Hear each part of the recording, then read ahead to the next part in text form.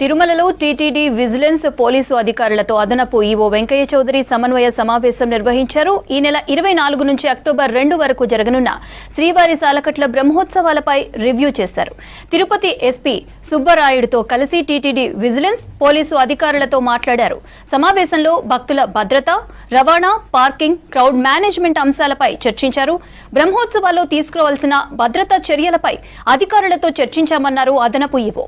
భక్తులకు ఇబ్బంది లేకుండా ఏపీఎస్ఆర్టీసీ రోజుకు 435 బస్సులు నడపనుందని చెప్పారు. ఇక తిరుపతిలోని 23 పార్కింగ్ ప్రదేశాలను వాహనాల పార్కింగ్ కోసం సిద్ధం చేశామన్నారు.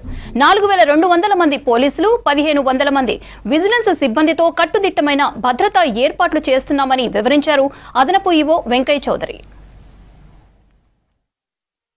రాబోయే బ్రహ్మోత్సవాలకు సంబంధించి పోలీస్ వైపు నుంచి అలానే మన విజిలెన్స్ వాళ్ళు టీటీడీ ప్లాన్స్కి సంబంధించి ముగ్గురు కూడా కూర్చొని డిస్కస్ చేయడం జరిగింది. ముగ్గురు కూడా మన కోఆర్డినేషన్ తోటి ఒకే సింగిల్ ప్లాన్ తోటి వెళ్ళాలి. సింగిల్ ప్లాన్ ఎందుకంటే దీంట్లో పిలిగ్రిమ్ యొక్క దర్శనకి సంబంధించి, సేఫ్టీ అండ్ సెక్యూరిటీకి సంబంధించి, అలానే విజిలెన్స్ సెక్యూరిటీకి సంబంధించి, దీనికి సంబంధించి ఒక ప్లాన్ డిఫరెంట్ ప్లాన్స్ ఉంటాయి. ఆ ప్లాన్స్లో కూడా ఎక్కడెక్కడ కోఆర్డినేషన్ అవసరం అవుతుంది అనే దాన్ని పూర్తి స్థాయిలో కులంకుశంగా డిస్కస్ చేయడం జరిగింది. దీనివల్ల మరింతగా క్లారిటీ వచ్చింది.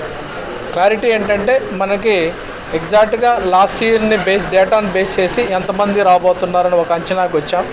అలానే లాస్ట్ ఇయర్ వెహికల్స్ ఎన్ని వచ్చాయి, పబ్లిక్ ట్రాన్స్పోర్ట్ సిస్టంలో ఎన్ని వెహికల్స్ వచ్చాయి, అలానే ఎంత పార్కింగ్ ప్లేస్ ఉంటే ఎంత అలో చేశాము, అలానే కింద పార్కింగ్ సిస్టాన్ని ఎలా స్ట్రెంథన్ చేశాము, దాని ద్వారా మనకి ఎక్కడా కూడా పిలిగ్రిమ్స్కి ఏ రకంగా ఇబ్బంది లేకుండా పబ్లిక్ ట్రాన్స్పోర్ట్ సిస్టంలో తీసుకొచ్చి అలానే పబ్లిక్ ట్రాన్స్పోర్ట్ సిస్టంలో కింద దాకా ఎలా వాళ్ళని డ్రాప్ చేయొచ్చు అనేది కానీ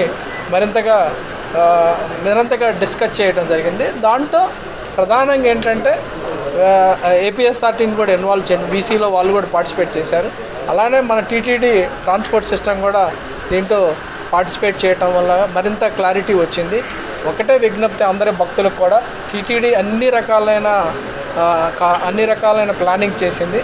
వాళ్ళు వచ్చే పిలిగ్రిమ్స్ టీటీడీ చెప్పే సలహాలను, సూచనలు పాటించి వస్తే వాళ్ళకి కూడా ఇబ్బంది ఉండదు. అడ్మినిస్ట్రేషన్ మీద కూడా ఏ రకమైన బర్డన్ ఉండదని ఈ సందర్భంగా తెలియజేస్తాను.